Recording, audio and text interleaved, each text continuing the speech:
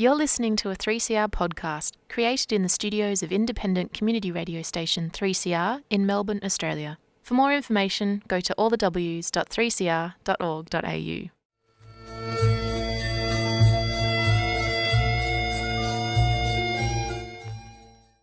Today I want to talk about the passports, the travel documents that the Palestinian people have. Needless to say that we don't have one type of passports or travel documents. This is a reflection of the different realities that the Palestinian people live under. Every aspect in the lives of the Palestinian people, all of them, is impacted by the reality that he or she lives under, where in the world they live, where in the occupied Palestinian land they live. In Gaza, in West Bank, in Jerusalem, inside Israel, in diaspora, and if in diaspora, is it Jordan or is it the other neighboring Arab country like Lebanon, Syria, Egypt? Or is it Iraq? They are not the same when it comes to travel documents. How come some Palestinians hold Jordanian passports when other Palestinians hold Lebanese/Syrian/Egyptian/Iraqi travel documents, not passports? And what about those who have Jordanian passports? Does this make them dual citizens of Palestine and Jordan? And why is it that only Jordan granted the Palestinians full passports? Why is it that Lebanon, Syria, Egypt and Iraq did not grant them full citizenship, but instead granted them something below passport or para-passport, something that they call wathiqa or travel document?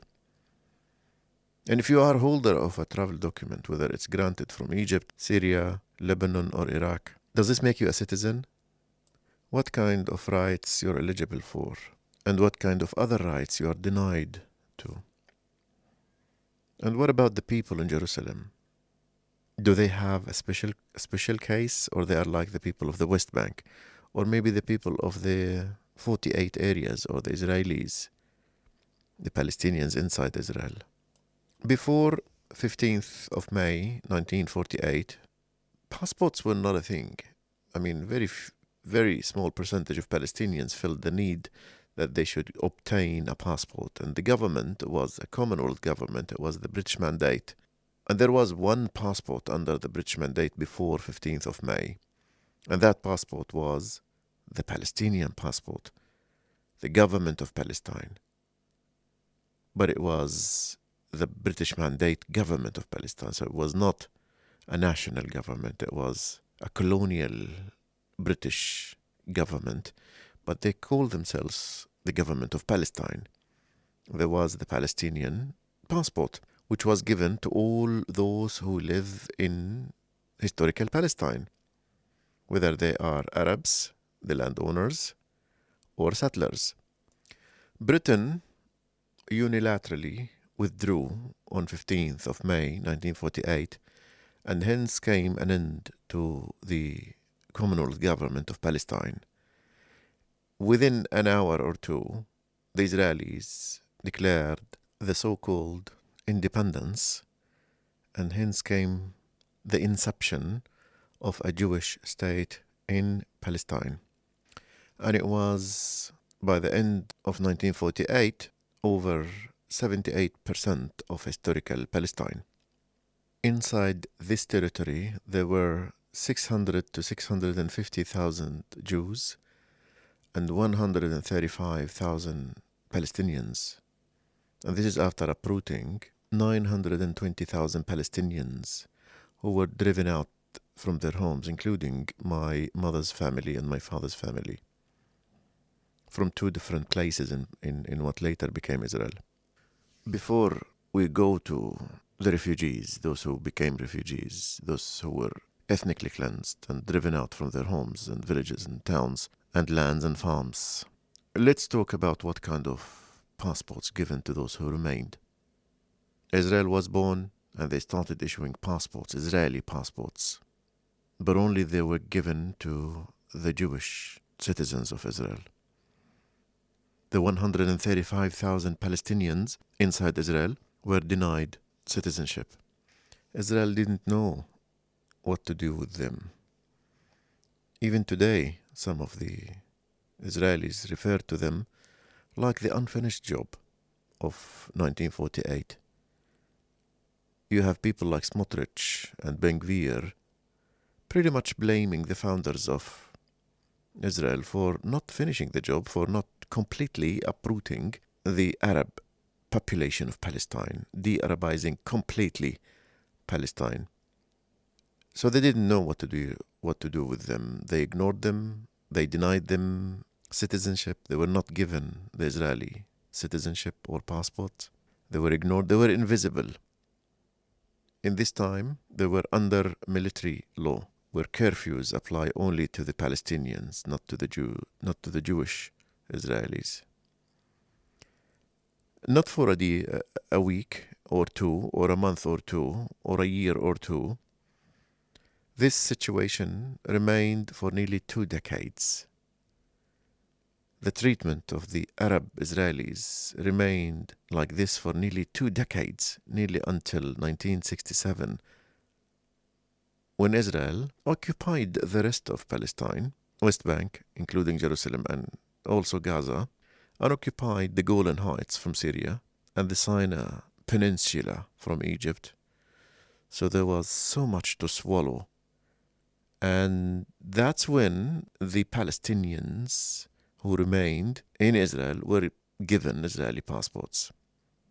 So no credit goes to Israel for that.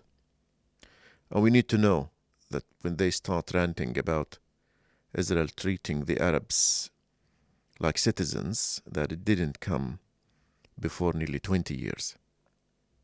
So to stay in the topic of passports, now the Palestinians who remained in Israel were denied the Israeli passports for nearly 2 decades, and now they are given Israeli passports. So technically they are citizens of Israel, but some Israeli academics would argue that they are 5th-class citizens.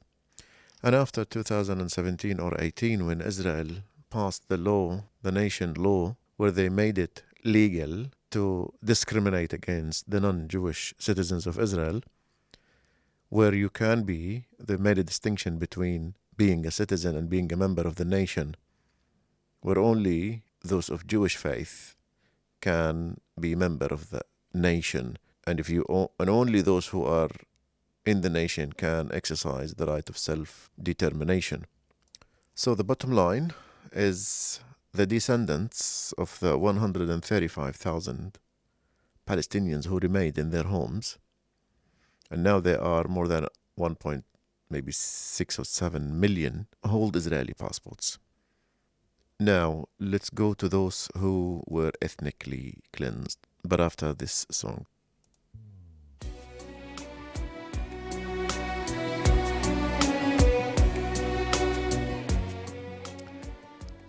Algani Ba'di Yumain, a song by the Moroccan singer Samira Said, composed by the Egyptian composer Jamal Salama, a 44-year-old song.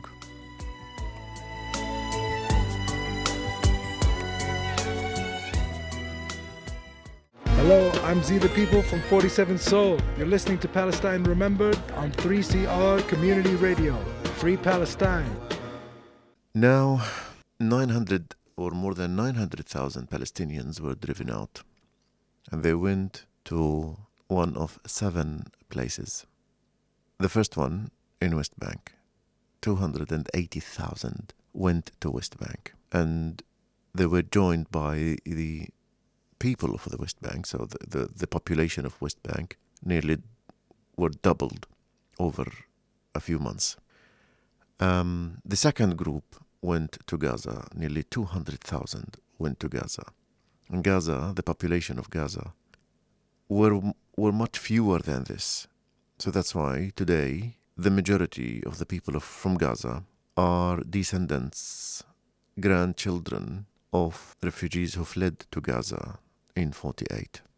So they were joined by the people from Gaza. So this is the second group. The third group went to Lebanon. More than 130,000 Palestinians went to the north, to Lebanon. And the fourth group went to Syria. 90,000 Palestinians ended up in Syria, because geographically Lebanon is closer to Palestine, especially that, yes, there is border between Syria and Palestine, but there are mountains.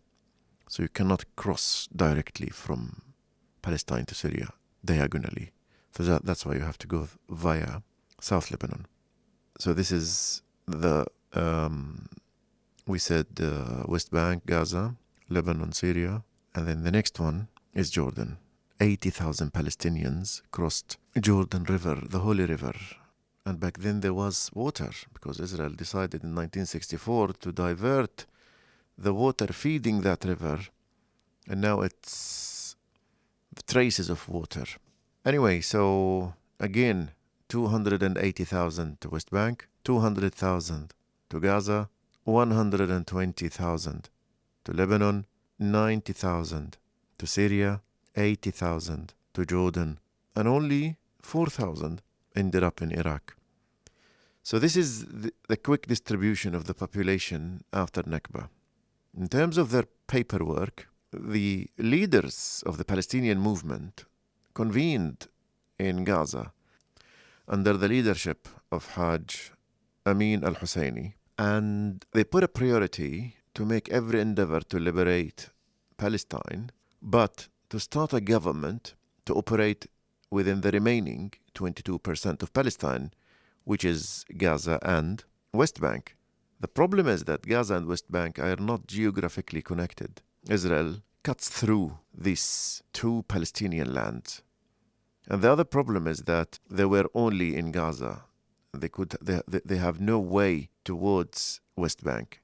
And another problem is that in West Bank, the Jordanian army remained under the pretext of preventing the occupation of West Bank, including especially Jerusalem, which has truth in it. So how can you start a government where you cannot operate within its mandate? But they did. In October 1948, all Palestine government was born. And that government started issuing, among many other things they did. By the way, I want you to remember the name of the Prime Minister.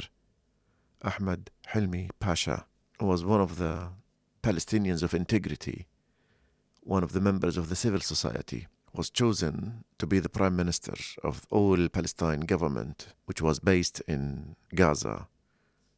And the mandate was the remaining of Palestine, so Gaza and West Bank, including Jerusalem.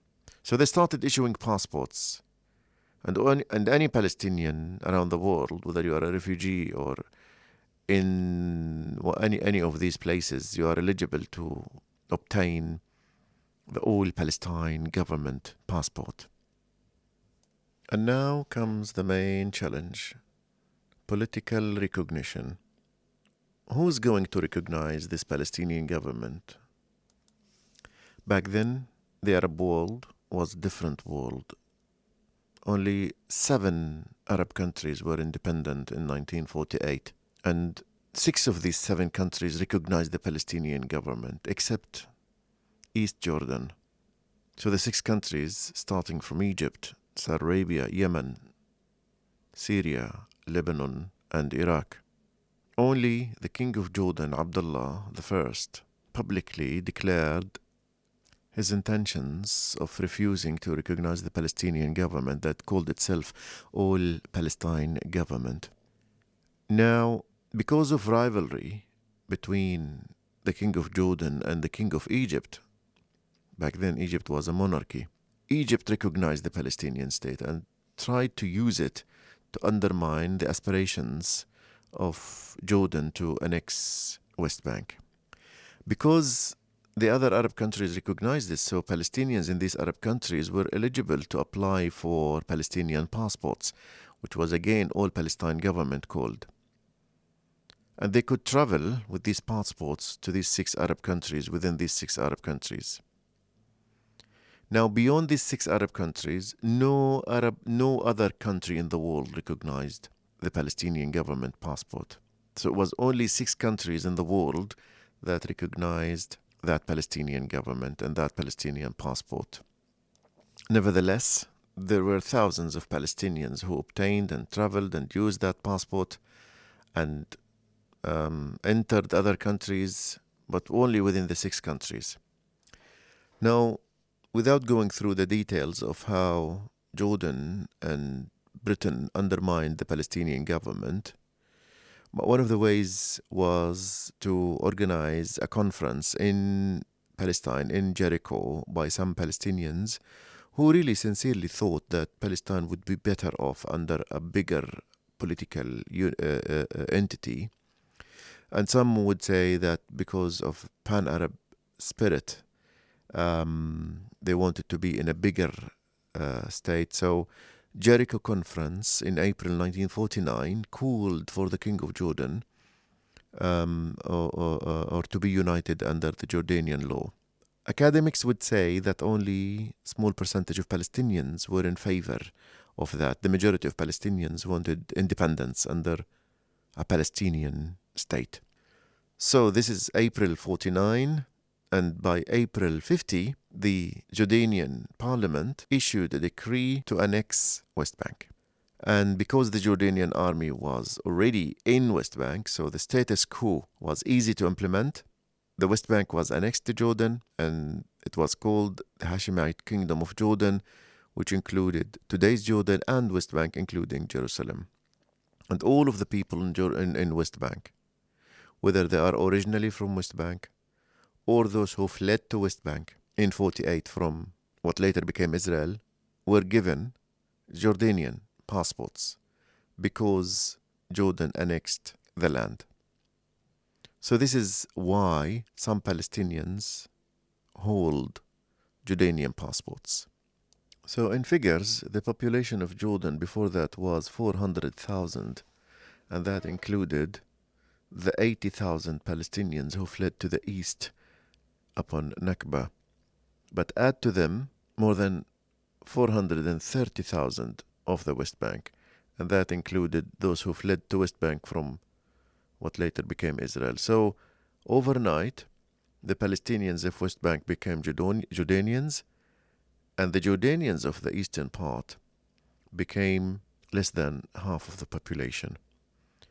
But whether you are in the eastern part of the river or western or Palestinian or Jordanian, there was one citizenship given to all, and all the citizens had access to employment, education, health, representation in the parliament.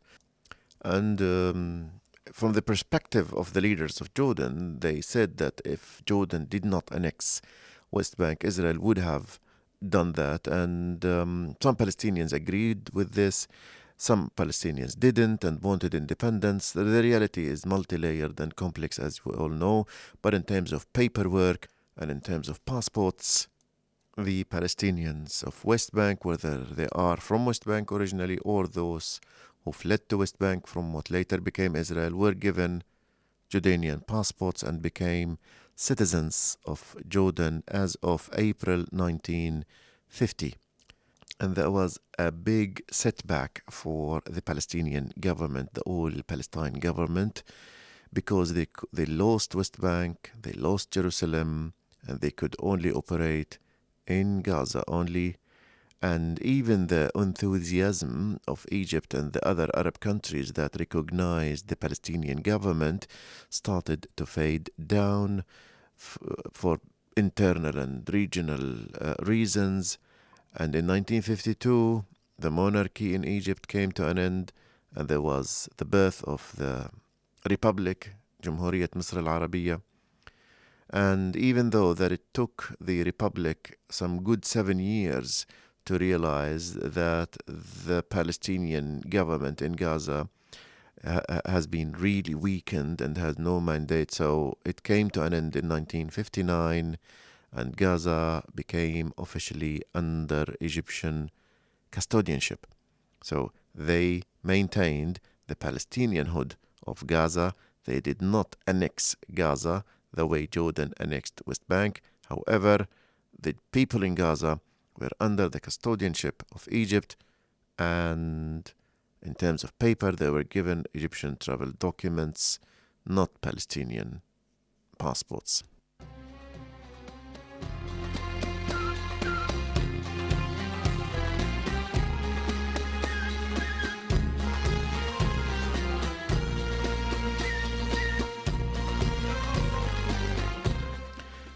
I will continue next week contextualizing the paperwork, the passports, the travel documents given to the Palestinians in Lebanon, Syria, Iraq, and if time allows, the Palestinian Authority. But we've come to the end of this week's episode.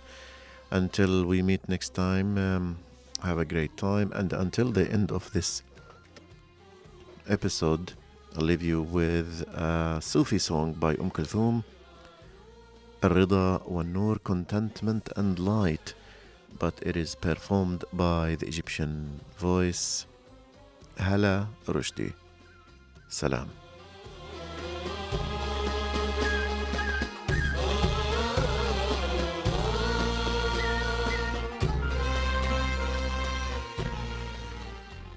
You've been listening to a 3CR podcast. If you found it valuable, please consider donating or subscribing to support independent community radio. To find out more, go to 3cr.org.au.